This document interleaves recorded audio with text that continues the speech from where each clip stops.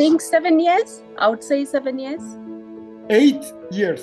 6 or 7 years, I think. 12 years. Wonder what these numbers mean?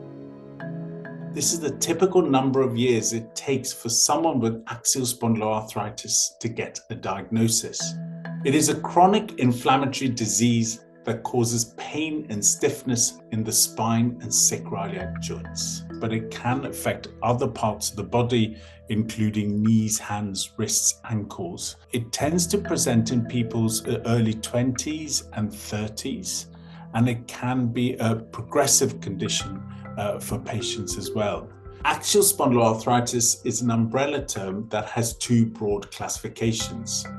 We have radiographic axial spondyloarthritis, which was formerly known as ankylosing spondylitis, and here patients have changes that are already visible on X-rays of the spine and sacroiliac joints.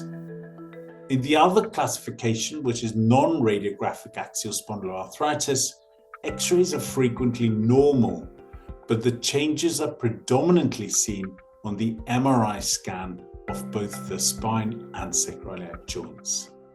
The main symptoms of axial spondyloarthritis are this concept of inflammatory back pain. What I mean by that is early morning stiffness that lasts over half an hour, but can last up to a few hours. The back symptoms are typically better with activity. They tend to be worse with rest. They cause buttock pain that can alternate from side to side, and again, typically will cause wakening in the second half of the night. When you wake up, the first 30 minutes in your daily routine, your morning routine, it's a little bit more difficult than from the rest of the day when you're just being active and so on. Okay, the first one would be the lower back, and then the second one would be the knee that will get swollen, and the hands as well would get swollen. The main symptoms when it started were the hip and buttock pain. There is already a stiffness in my lower back, the difficulty of getting up from bed in the morning. The fatigue levels that patients experience with this condition are really high. Along with this, the condition, when it progresses, can obviously lead to spinal fusion.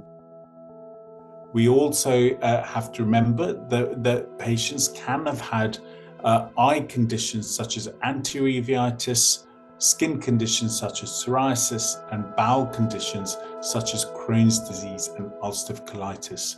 So it's really ensuring that we pick up all the clues that these patients can present with, and putting these clues together really will help us reach the diagnosis much quicker.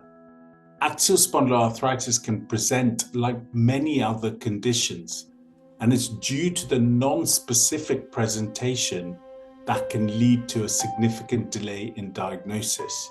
We were diagnosed 6, 7, 8 years, delay in the diagnosis, and by then the damages are already done. Recognizing the condition early and getting those patients referred onto a rheumatologist for consideration of treatments we know that can make a difference now, like the biologic and targeted synthetic disease-modifying drugs, mean that we can prevent a lot of that disability and prevent a lot of that burden of disease and allow people to live